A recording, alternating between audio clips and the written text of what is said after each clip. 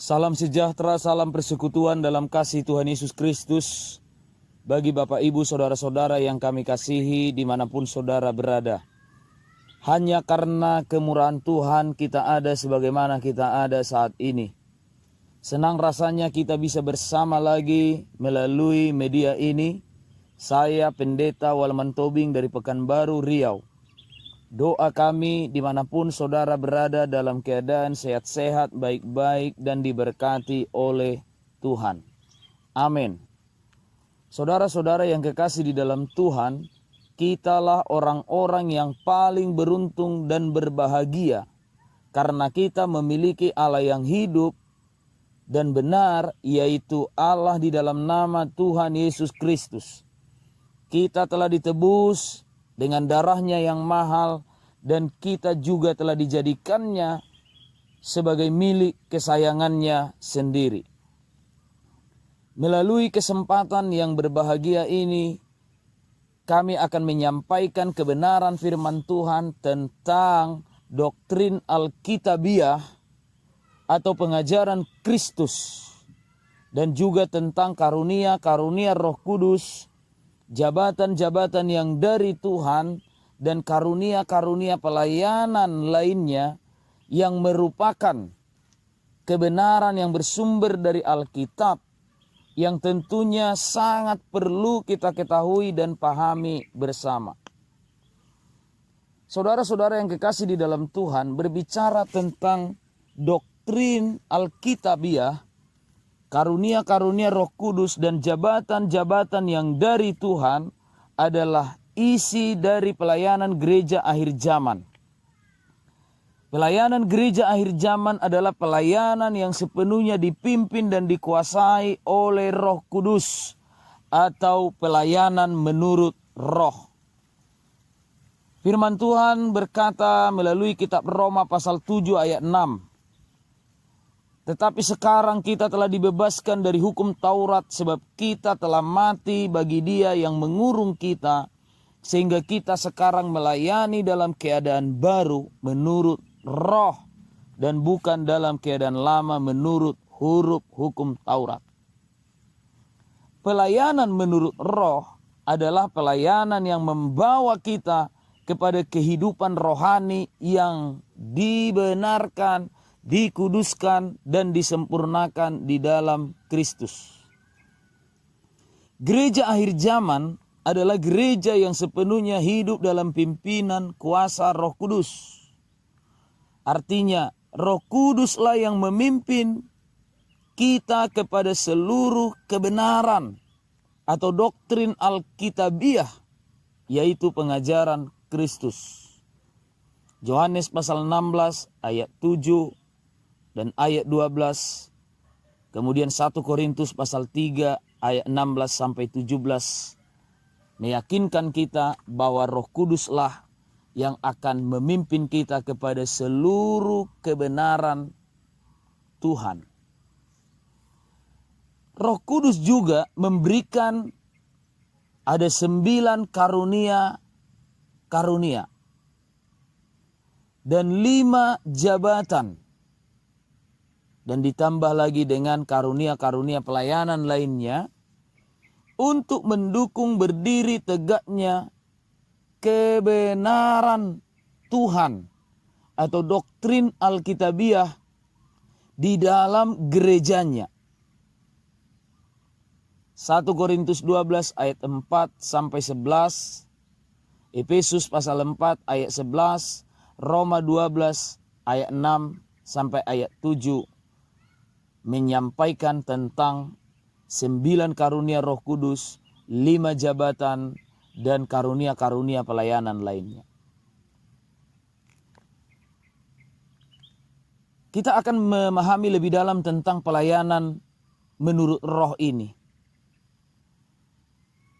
Pelayanan menurut Roh intinya adalah supaya setiap orang yang percaya dan menerimanya akan hidup di dalam pengajaran Kristus yang benar atau di dalam doktrin Alkitabiah.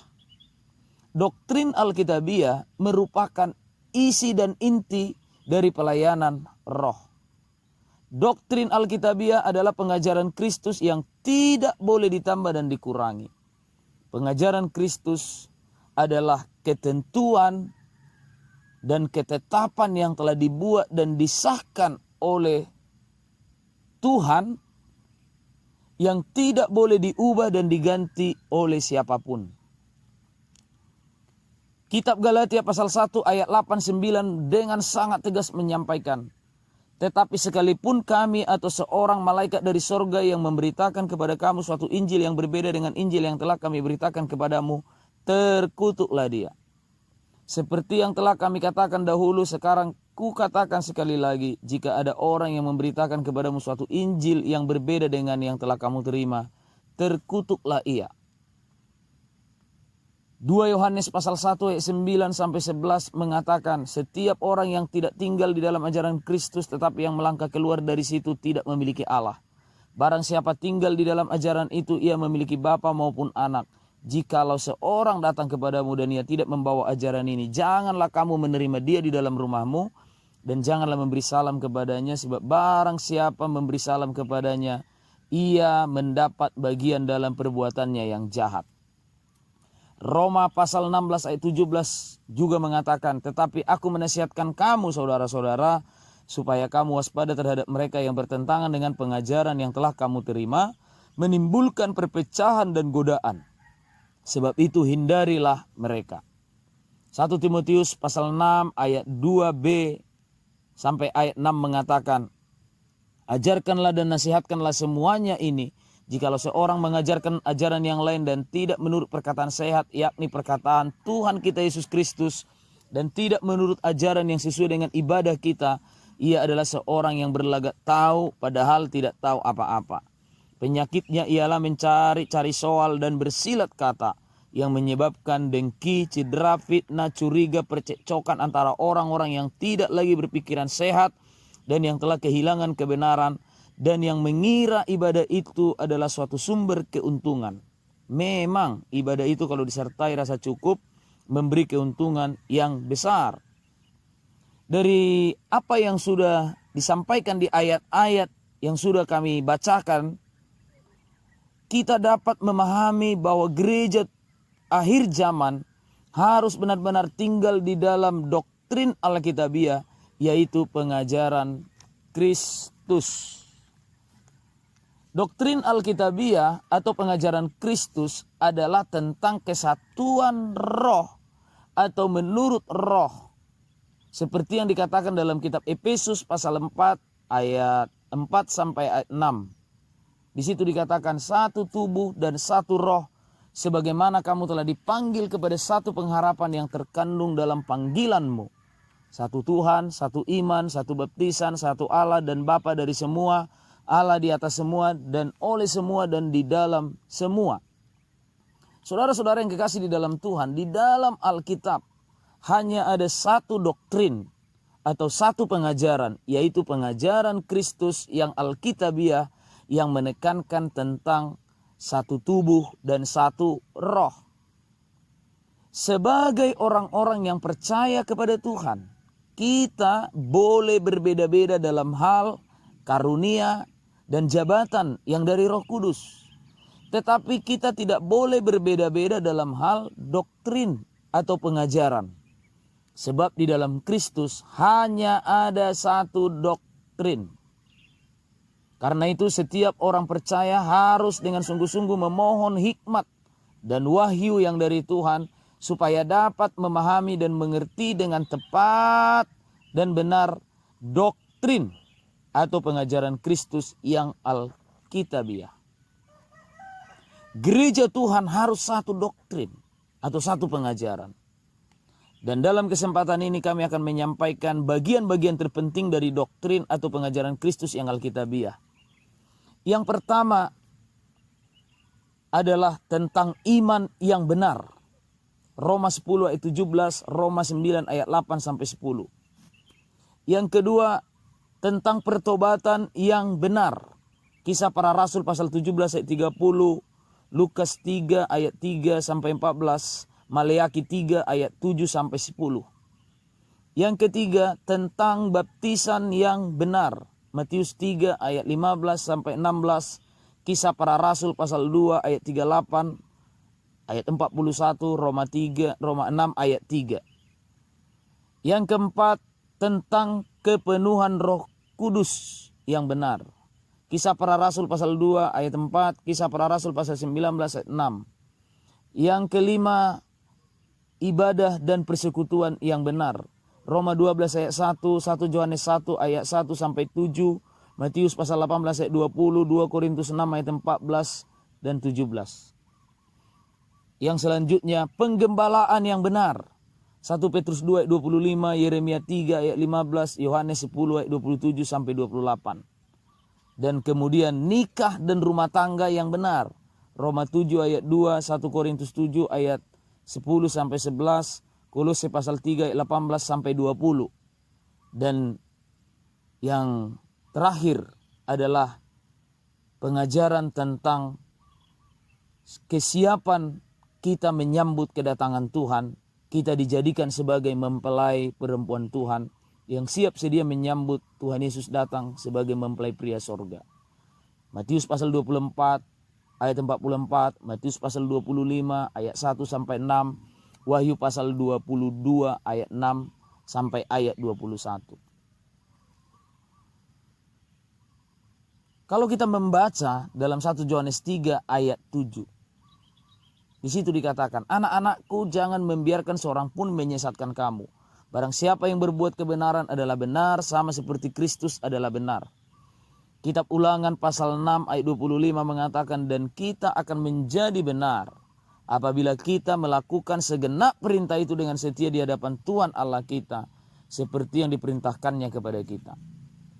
Ulangan pasal 4 ayat 2 mengatakan, janganlah kamu menambahi apa yang kuperintahkan kepadamu dan janganlah kamu menguranginya. Dengan demikian kamu berpegang pada perintah Tuhan Allahmu yang kusampaikan kepadamu.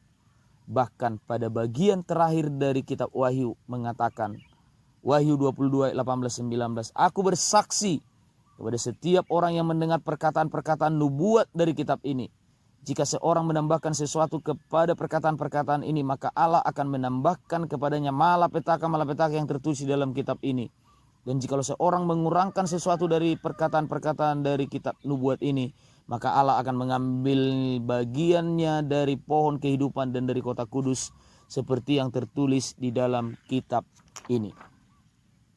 Saudara-saudara yang dikasihi oleh Tuhan, berbicara tentang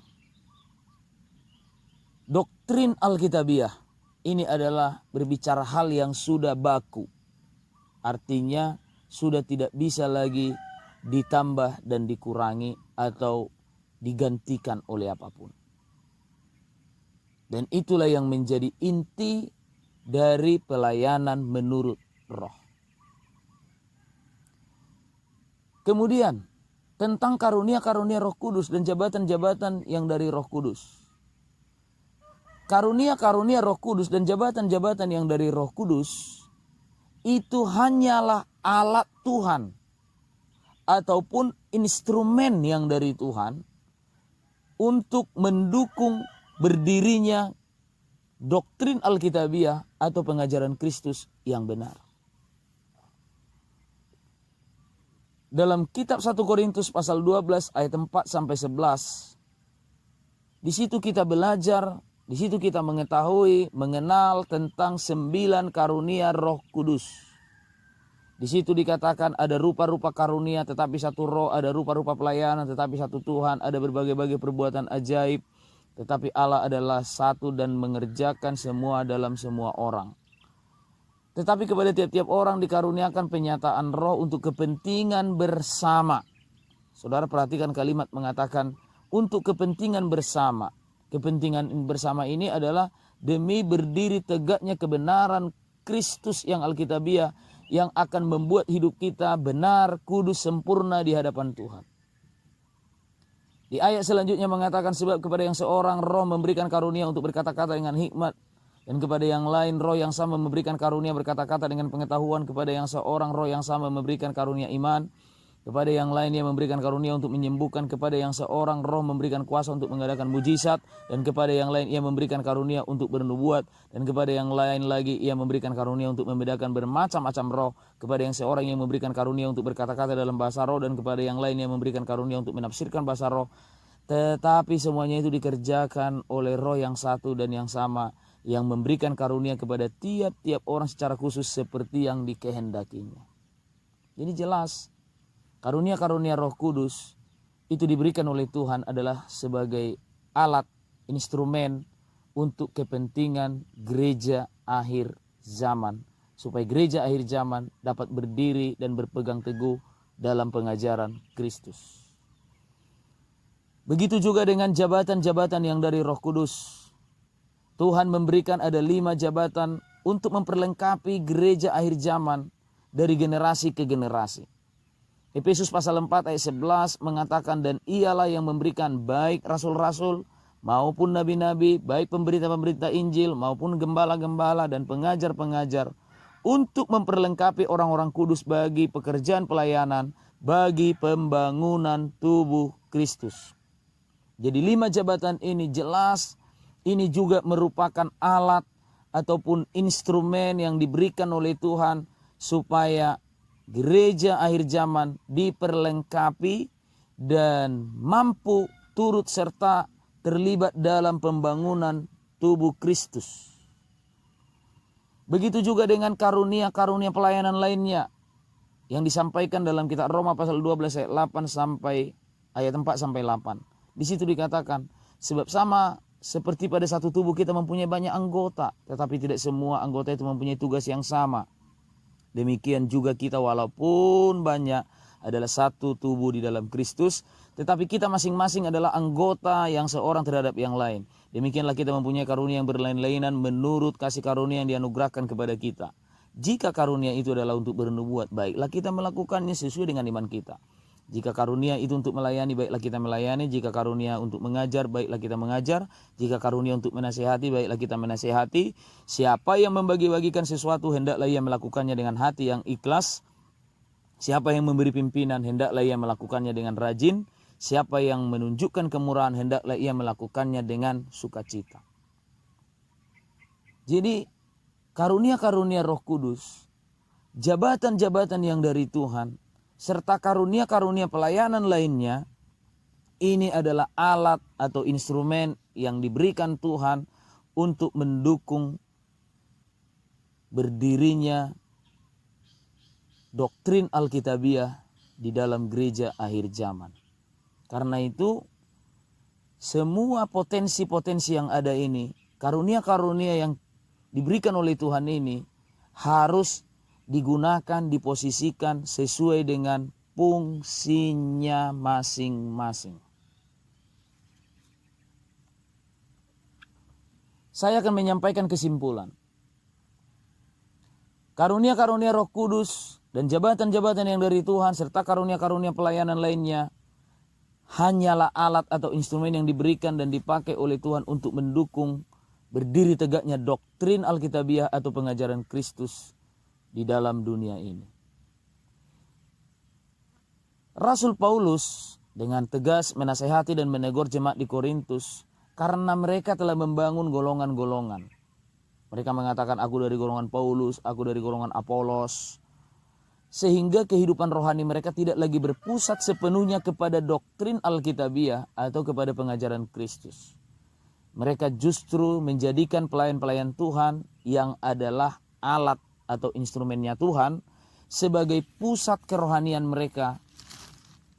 Seperti yang disampaikan dalam 1 Korintus pasal 3 ayat 5-9. Paulus menyampaikan, jadi apakah Apolos, apakah Paulus, pelayan-pelayan Tuhan yang olehnya kamu menjadi percaya, masing-masing menurut jalan yang diberikan Tuhan kepadanya.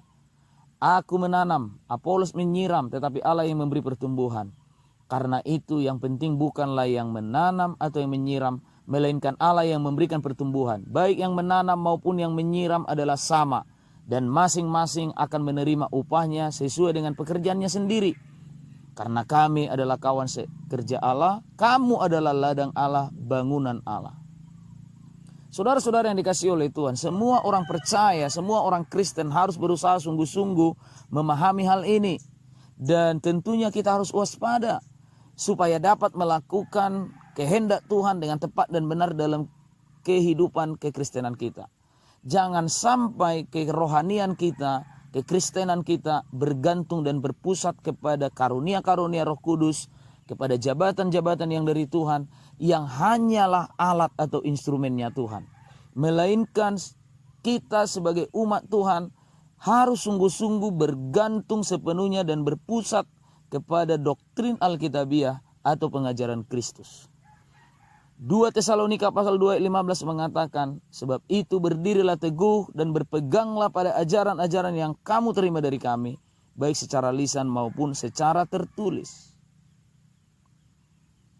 Saudara-saudara yang dikasihi oleh Tuhan, apa yang kami sampaikan di dalam kesempatan ini, penjelasan-penjelasan yang kami sampaikan tentang doktrin Alkitabiah, tentang karunia-karunia Roh Kudus, jabatan-jabatan yang dari Tuhan, serta pelayanan-pelayanan lainnya, ini merupakan penggenapan dari nubuat yang sudah disampaikan dalam kitab Yesaya pasal 2 ayatnya yang kedua sampai 3. Di situ dikatakan akan terjadi pada hari-hari terakhir, gunung tempat rumah Tuhan akan berdiri tegak di hulu gunung-gunung dan menjulang tinggi di atas bukit-bukit.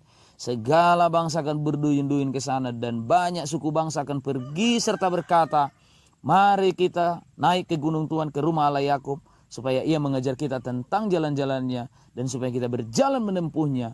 Sebab dari Sion akan keluar pengajaran dan firman Tuhan dari Yerusalem. Dan ini juga merupakan penggenapan nanti dari Wahyu pasal 12 ayat 1 sampai 2 tentang gereja yang berselubungkan matahari dengan bulan di bawah kakinya dan sebuah mahkota dari 12 bintang di atas kepalanya. Di situ dikatakan ia sedang mengandung dan dalam keluhan dan penderitaannya hendak melahirkan, ia berteriak kesakitan. Inilah isi dan inti bahkan beban yang dipercayakan Tuhan kepada gereja Tuhan, kepada semua hamba-hamba Tuhan, kepada semua umat Tuhan dimanapun berada. Karena itu saudara-saudara yang dikasihi oleh Tuhan, melalui kesempatan ini biarlah kita semakin lebih lagi dapat mengerti, memahami tentang pengajaran Kristus yang Alkitabiah, dan kita berpegang teguh pada pengajaran-pengajaran Kristus ini, sehingga kita akan menjadi umat Tuhan yang hidup benar, kudus, sempurna di hadapan Tuhan, dan kita akan layak berjumpa dengan Tuhan ketika Dia datang kembali menjemput kita pada kedatangannya yang kedua. Sampai berjumpa kembali di kesempatan yang akan datang. Tuhan Yesus memberkati kita. Shalom.